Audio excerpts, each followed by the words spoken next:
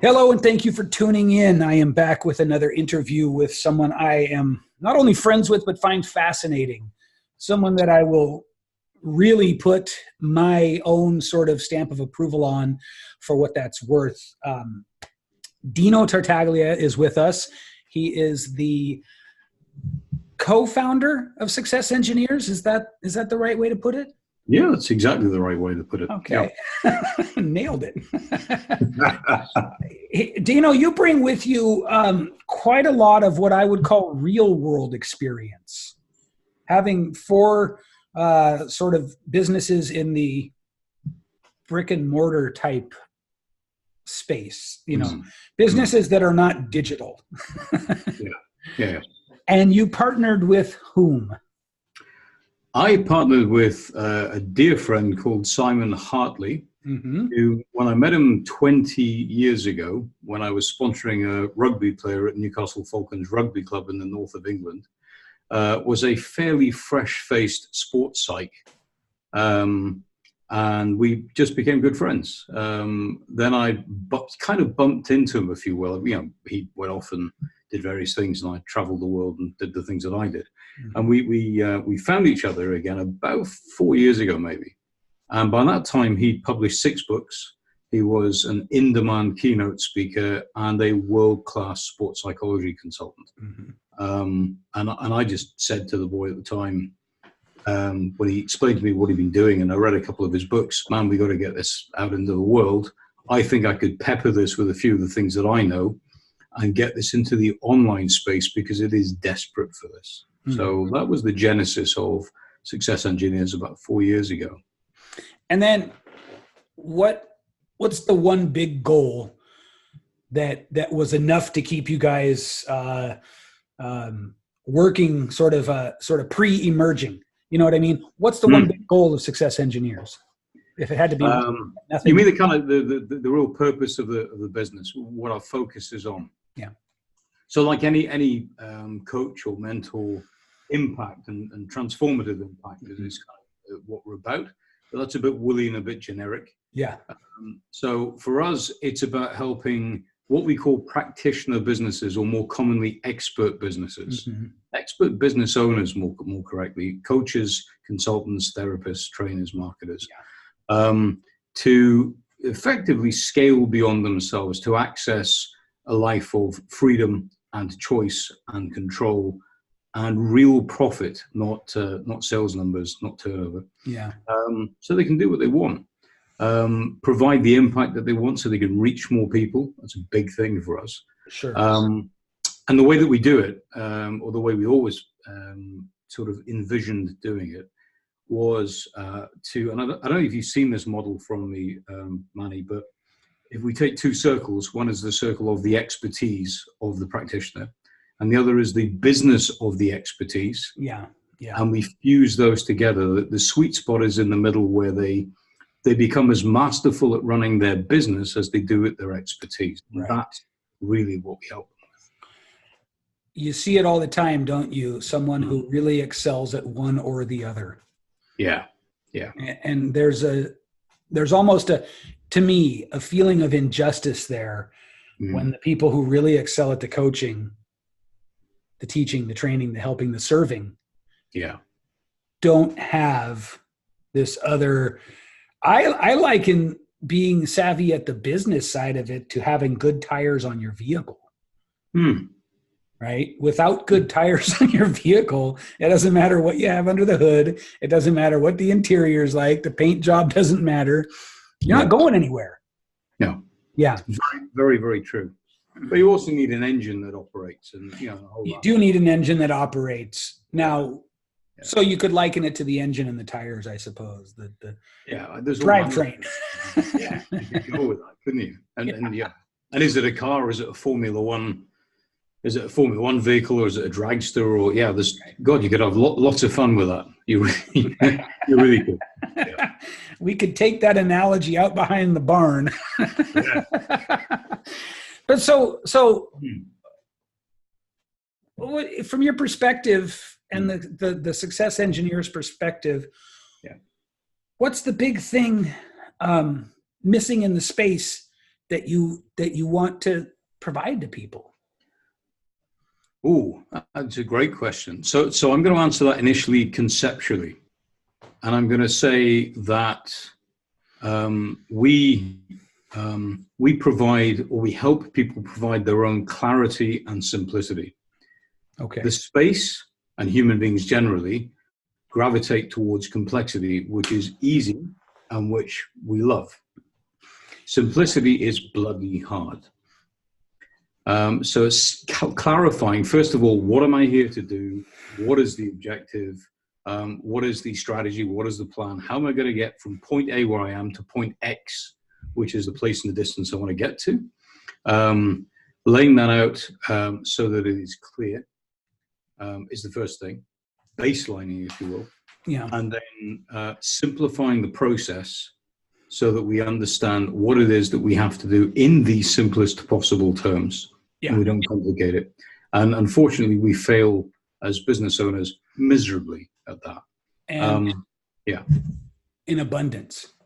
Yeah, all the time. It's just amazing to me, and I'm so glad we wound up here. I have adopted, I'm trying to spread it around as a new catchphrase, success loves simplicity. Right? I have people in my group coaching program. Yeah. And the whole offer, this is so interesting to me, like the whole promise is I'm going to set foundational pieces for you. And then we're going to move into something I call, ready for this? The simple month system. Right? And it's amazing how seduced we are by complexity. Because I've got I've got some of the people now have moved into, they've laid their foundations. Now they've moved into the simple month system. Yeah. And one lady posted in my group, she posted her schedule. I said, oh, this is beautiful. How long is this going to take you each day? And she said, oh, about 75 minutes. And like, so 75 minutes a day, your whole promotional engine is taken care of. Right? Meanwhile, other people are like, sure about that. Alexa, shh. Sorry. Meanwhile, other people in the group are like, oh man, this is so clarifying. I can't believe it. I think I'm going to go off and build a webinar too. No. Whoa. So, Dino, why is simplicity so hard for us? Oh, that's an interesting question. I think you said it. You said it really, really well there. And it is a phrase I love and use myself. We're seduced by complexity. Yeah. The lure of it is siren-like, effectively, and we do end up getting dashed on the rocks very, very much as we get pulled by the attraction. Unless we can bind ourselves to the mast. Yeah, and I think the other thing is just looking at it really simply. Yeah, no pun intended, but looking at simplicity, because it is hard, and it is dull, quite often, and it is monotonous. It requires all of the, and you'll know that we have this model, character-led business, which is all about your character in business, tenacity, resilience, courage, integrity, honesty, all those things. It requires all of that mental toughness. The fusion of tenacity and resilience and composure and personal responsibility. All of those things are drawn from us and required of us in order to do the simple things because they are hard. Complexity is, when we want to lose weight, is buying the South Beach diet book, which is the 50th diet book we bought, and reading it, fooling ourselves into believing that we're actually taking action in the direction of our goal. Ooh. Simplicity is understanding that it's no more complex than running lots and eating less. Right. We don't want to face up to that. Right. Because that is simple.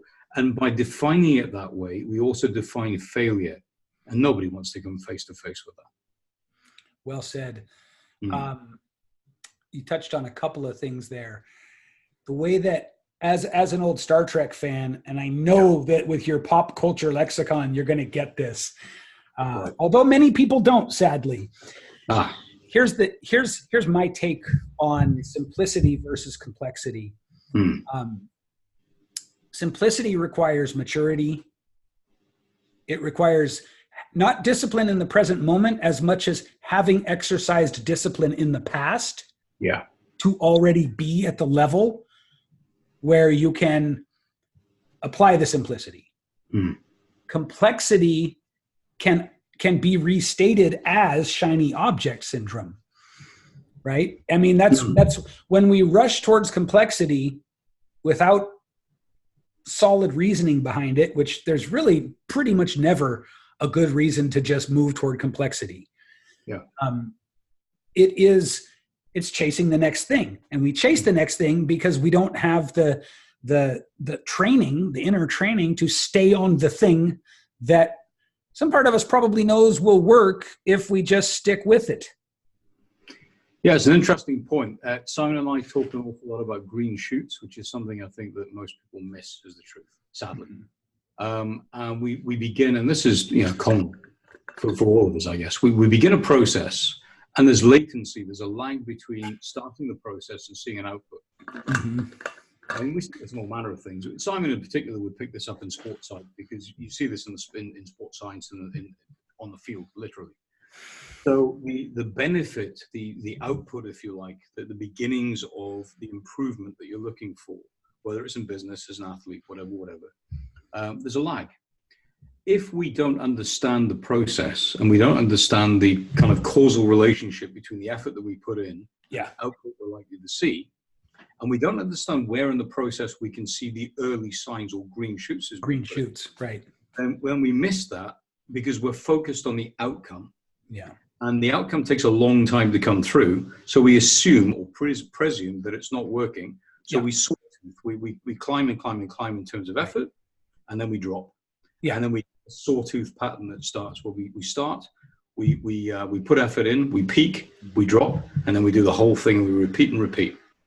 So and complexity is a lot easier, because when you chase complexity, this is kind of built into the model. Simplicity demands of you that you stay the course, but you also understand when it's working and when it's not working, and you build that in. So you build a process that requires you to focus on the step that you're on and the next step only, having decided on your direction and your destination. Whereas people who complicate the process don't have any of that. And not to throw too many ideas and models and what have you in, but we kind of call that IDHD instead of ADHD, which is attention deficit hyperactivity disorder. For the win. All the time. So I promised you a Star Trek corollary here. Here's how I see it. When we are seduced by complexity, we in fact produce somewhere between nothing and very little. This is well known, right? It's well anecdotally documented. But here's how it reminds me of Star Trek, the holodeck. You can go in the holodeck, have this rich, vast experience, where you might make love to 3 green furry women or whatever it is that Kirk used to love to do. And your mind says, oh, this is all happening. You go outside the holodeck at the end of it, and nothing has occurred. That's what, to me, analogically, that's what the sort of blind rush towards complexity is equated to. You look back over a day, a week, a month, or a year, and you go, why don't I have anything to show for this? And the reason is because complexity gives us that sort of dopamine hit of our mind feeling like we're busy. But really nothing is getting built. Very, very, very much. Very, very much. And I love that analogy. It is that you come away from experiences that make you feel like you're making progress, that you're building something, and then you realize that actually you've made no progress, and you are in the wind. There's nothing that's happened. There's something else in the middle of all of this also, and one of the reasons why I think people chase shiny objects, it's not just the allure of complexity, but it's also the bubble of hope. And that very much, and I pinched this from Simon, so I'm going to point this straight back to him. I have a different term, but I took this because it's better, basically. Yeah. So we find it very, very uncomfortable coming face to face with, what we perceive to be failure or a lack of progress or whatever. So we need a painkiller of some kind because it's really uncomfortable. So what we tend to do is buy things that take the pain away. And one of the things that does that is that it's a perpetuation of hope. So we create this hope bubble, which is nice and warm and very protective. Right, and yeah. we buy our annual gym membership, and then we turn up at the gym and we stroke the treadmill and we wander down to the canteen for a sticky bun and a beer. And then we never go back to the gym. But we've hopped into our bubble of hope.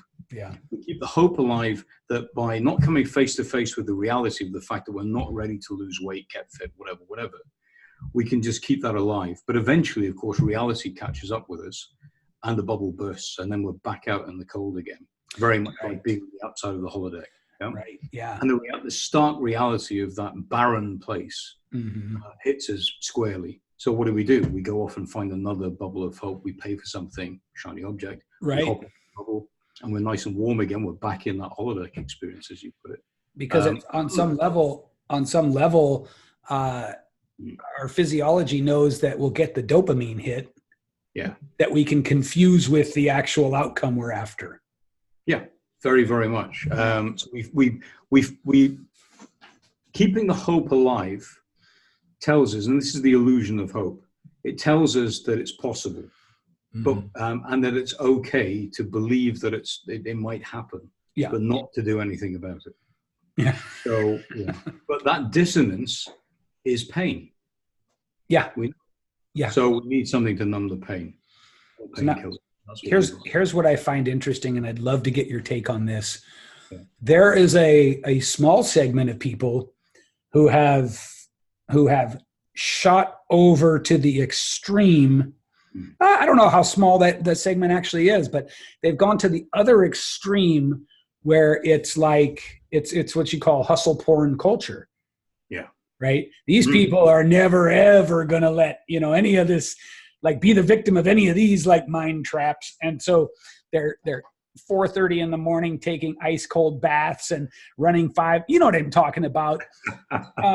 Yeah. Curious. I don't see conclusive proof from that set that they're getting any further in life as a demographic than any other set. Some do, most don't. Yeah. What are your thoughts then, as someone who helps, we'll just say entrepreneurs in the current sense, not the older true sense.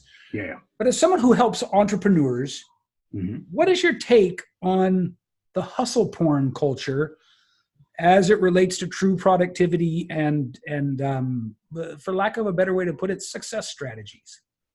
Yeah, it's another great question. I'm not a fan. I'm not a fan of the hustle and grind and hustle, the warrior mentality.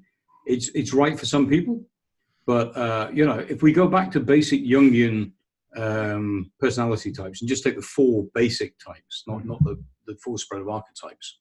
There is a goal-orientated type, the red personality type. Yeah, that's kind of less than 5% of the planet. Right. And yet most things that we see, which are goal-driven, most blueprints for success, if you will, are set up on the basis of somebody who has become that or is already that. That doesn't work for most people. The yellow type, which is the entrepreneurial type, the entrepreneurial type is not motivated by goals, but by challenge and variety. Important distinction. Yeah. So, wow, that's really like giving me a lot to think about.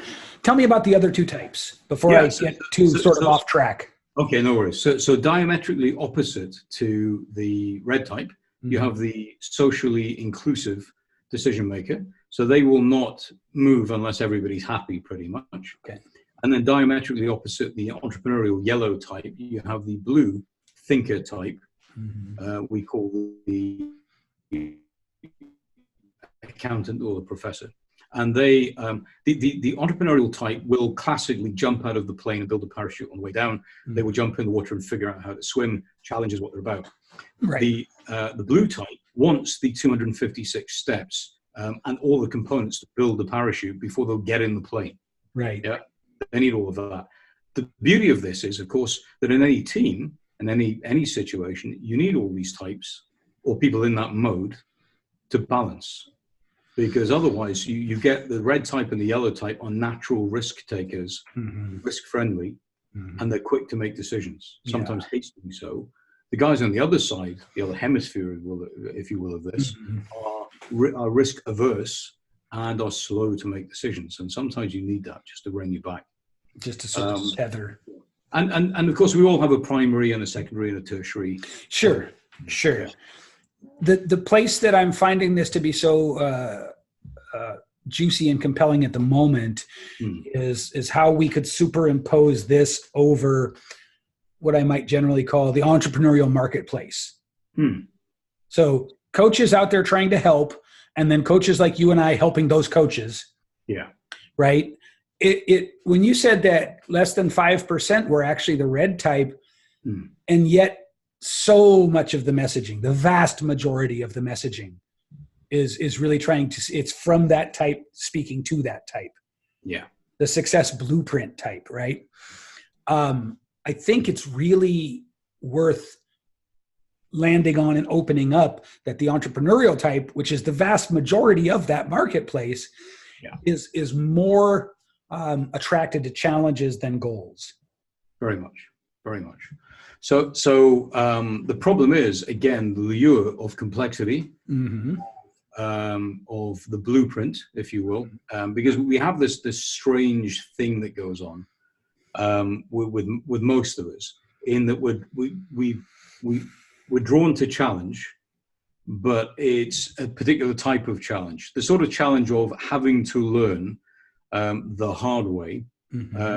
Business and entrepreneurship we don't really want. It seems to us to be far more sensible to short circuit all of that or shortcut it, and buy a blueprint.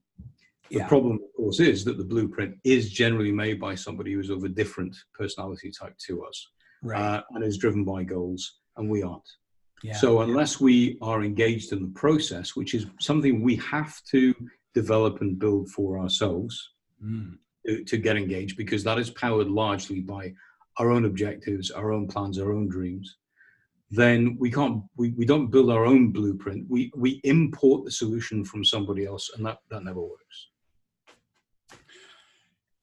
This, of course, speaks directly to the wild lack of completion rates and recidivism rates within courses, trainings, offerings of all types, right? This is in your mind, is this one of the chief reasons why so few people, and I'm going to be this is a broad brush here when I say this, but follow through? There are a few things in play. So I'm gonna go a little bit off piste here and just share our boat framework. You may have seen it. So we feel that in order to build a solid business, you need the right vehicle for the voyage. And very simply, I liken this to a rowing boat. You need a boat, first of all, that's seaworthy. If it's leaking all over the place, you're going to spend an awful lot of time bailing it out with a paper cup. Nothing else. And that's no good for anybody. And that's things like a business that essentially automatically develops cash flow problems, for example. You're going to be taking in water, and all you're going to be doing is trying to bring cash in, where all your energy is going to go. So you need a seaworthy boat. Then you need a rudder. That is your strategic thinking, your strategic focus and direction, which most people don't have. That is the thing that points you where you need to go. And then most people have a paddle, which is business development. And they might throw a bit of personal development on that, but the reality is business mechanics, business development, quite often just the mechanics, not development, is what they have. In reality, you need two oars. The left oar is character development, and the right oar is business development. And then you can power yourself as efficiently as possible in that straight line that the rudder will give you. Perfect. So if you put all of that together, you've got yourself a pretty decent vessel to get you where you need to be. Go ahead. Sorry. So just to finish that off, the character development is the bit that's missing. Generally, if you look at all of the models that are out there, that's the piece that's generally missing. And it's not mindset. I have another model for that, maybe for another time, but it's not mindset. Okay. Mindset is really about how you operate in the moment. Character is more enduring. For example, if you have a fear of failure or a fear of success, or any type of fear in terms of your business journey, a mindset hack will help you in the moment. But the enduring thing is to have courage, because what is courage? Courage is stepping towards the thing you're afraid of. Yeah, even though you're afraid, it isn't the absence of fear. Acting in spite of. Exactly. Yeah. Mindset hacks generally attempt to remove the fear.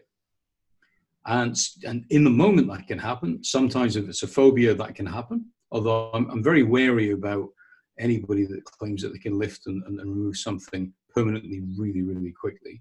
Yeah. Simply because it takes years. It's like weight loss. It takes years and years sometimes to get overweight. Trying to get rid of that in the space of 3 weeks is not, most people would laugh at that. And yet it is acceptable to change the neural pathways in your brain with the snap of the fingers, almost in some cases, if you listen to some mindset coaches. I'm massively suspicious of that. It isn't that they can provide great help, but not that quickly, I don't think. I am personally so glad you said that. We've been friends for a while, and as a result of that, I make an assumption that you know a little bit about my background and my backstory. Yeah. You may have read my book, I don't recall, but I have. Yeah. So the point is that, and this is something that I hope everybody really hears and takes for their own. Mm-hmm. I made myself, without realizing I was making a choice, feel like shit for a long time because I accepted again, painting with a broad brush, but an accurate brush. I accepted the Tony Robbins model that it can happen like that. Yeah. And I beat the crap out of myself because guess what? It didn't happen like that. It happened through perseverance. It happened through getting up more than I fell down. It happened through hard work. It happened through scuffed knees and bruised palms. You know what I mean? Like it was interesting looking back on it because you articulated it beautifully. You put your finger on something I always felt but couldn't quite isolate. And so I talk with people often about like, is mindset enough when you've had 3 decades of brutal struggle? Yeah. Not just a period and then the struggle to get back, not an acute moment and then the struggle, but what if hypothetically the first 40 years of your life was brutal? Yeah. Then what? And so character versus mindset, I think I have noticed this in your branding, your communications recently. Yeah. Really glad that we came around to this because I think that the lucidity of your description there with mindset being really, how do you fix it in the moment? And all the implications that come with that, right? Yeah. Versus this thing is really more about character if you want something that is sustained. Yeah, but very, very much. Actually, just to go back to the sort of 40 years of brutal environment, whatever. The model that we use to explain this, it is necessarily simplistic because I think it's very, very hard if you load up a lot of complexity as it actually is. Yeah. But there are 6 levels, 6 rungs on a ladder. We call it the identity ladder. Mm-hmm. And indeed, if you start with your values and beliefs, which are formed over many years, mm-hmm. that creates your identity, which is necessarily fluid, but is largely fixed initially. Mm-hmm. And then you have your character, which is the outward expression of your identity and your beliefs and values. Yeah. and is made up of the characteristics we've spoken about. Then you have mindset, which is your moment-to-moment decision-making, if you will, and processing. Then you've got your behaviors, which is the actions that you take. Yeah. Then you have your outcomes. And the expression that we have for that, just so that people have got a hook to hang it off, is that identity or beliefs and values drive your behaviors. Character drives your outcomes. Excellent. Yeah, excellent. And that speaks to the more enduring nature of character and the impact it can have. Yeah. In the long term. And here's what I feel when you make that distinction and that clarification. I feel that gives me something that, figuratively speaking, I can actually hold on to. That doesn't sort of just turn to dust in those clinch moments. Right. Do you know what I mean by that? Like, the dominant paradigm is grossly incomplete. You know? And so what happens, right? If and when a hard turn in the road comes, it can really set you back because you don't have what martial arts teachers call accurate thinking. Yeah. Right? You don't have accurate thinking about the issue. And so you're bringing the knife to a gunfight, or you're using 7/10 where you needed 3/4 or whatever, right? It's just, you're not suited for the moment. So do you have, or are you going to create some sort of training or program around these ideas, or are they part of the Success Engineers sort of catalog of things that you guys teach? Yeah, again, a good question. It's something that we're discussing at the moment because our thinking evolves naturally over time. We've developed a great deal in terms of the models that we've produced over the last couple of years that we've been kicking around. This is something that we've had and we've known for a long time, but we couldn't put words to it. Yeah. Now we have. So there's a very strong chance we will. Certainly in November in York, in the north of England, we have an event specifically for this.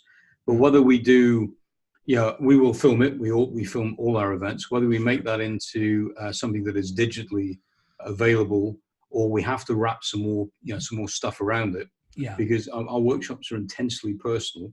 I'm sure. People come away with action plans very specifically from the workshops. I don't know. I suspect we will. Yeah. And we will make a product out of it. But yeah, it is going to infuse everything that we do because we understand that identity and specifically character is what drives people to be world class. And that, to be fair, is Simon's remit. His business to be world class deals with. So we've taken a lot of learning and a lot of understanding and a lot of insight from the work with Olympians and world-class athletes, for example, and world-class business people, Michelin star chefs, that sort of caliber. Yeah. And just said, well, what is it? What is it that binds all of these people? And ultimately, if you take all of the other stuff that has to be there anyway, it's character. You look at the All Blacks, for example. They arguably the finest and most successful sporting team on the planet. They recruit on character. The skill is understood. Yeah. You look at the Red Arrows, the acrobatic or aerobatic team, crack team in the UK, the RAF team. The skill is understood. They recruit on character. Sure. So for us, that's central to and at the core of any successful entrepreneurial endeavor. So, why wouldn't we make that, the engine, if you like, that drives everything that we do? Absolutely. I am a fan of the notion, the precept that there's really no more spiritual work you can do than to go full force into entrepreneurial pursuits. And that the difference is, once again, here's my broad brush, but the difference between somebody who is an entrepreneur, and I'm thinking more in the classical sense where your real thrust is to best challenges, build things, and solve problems, but have it sort of reflect in the real world in concrete dollars and cents, service, impact, reach, those kind of things. Yeah. The difference between that and being, let's say, a Taoist monk, you're both, if you spend your life, you're both going to get to some very lofty mental realms. However, the life of the mind stays in the mind in a very real way, whereas the life of the entrepreneur produces something concrete. Yeah. But the process is very similar. You're both seeking to find, weak links in your thinking, right? Weak links in your execution, weak links in your, now granted, I guess really both of them have quite a bit of dogma that you have to learn how to sort of sidestep. But I think the fundamental difference, again, with the broad brush, is that an entrepreneur produces something concrete in their lifelong dedication to bettering themselves. Very much, very much. And I think, the enlightened entrepreneur understands that it is, for all that they have things that they want for themselves, for their family, for their loved ones, et cetera. Ultimately, the purpose goes beyond all of that and is bigger than themselves. Yes. The most successful, the most wildly successful entrepreneurs on the planet align their passion with a big problem that they solve. That's why they're successful in an enduring way. Yeah. Huge distinction from following their passion or simply monetizing their skills or solving a problem. This is literally to the solving of the problem. Literally the broadcast I did this morning. Yeah. Literally that. Yeah. So couldn't agree with you more. Let me, as a parting shot, as a final shot, since you opened the door to this, give me your take on the collective misunderstanding of passion. I think people believe that passion is a thing that they find. Yeah. Something that's out there. Yeah. To be found. Yeah. And passion is a spark that eventually fans into a flame. And it comes generally from the wellspring of deep curiosity. Mm-hmm. When you dig into the thing that fascinates you, when you find yourself losing time, immersed in something, chances are you should follow that and nurture that, because that is the thing that's going to power you, however it manifests. People talk an awful lot about passion being something like a love of their football team, for example. Mm-hmm. And whilst I understand that the use of that word, it's not really what we mean when we say passion. Right. For me, it comes from deep curiosity, and it turns into something far more fierce, a bit of a fire once it starts. Love it. Dino, thank you so much for your time today. I knew this was going to be good, my friend. It's so nice to catch up with you again, finally. Likewise, and I've thoroughly enjoyed it. Well, great. With that, follow Dino Tartaglia and his partner. Tell me Simon's last name again. Hartley. And Hartley. Success Engineers.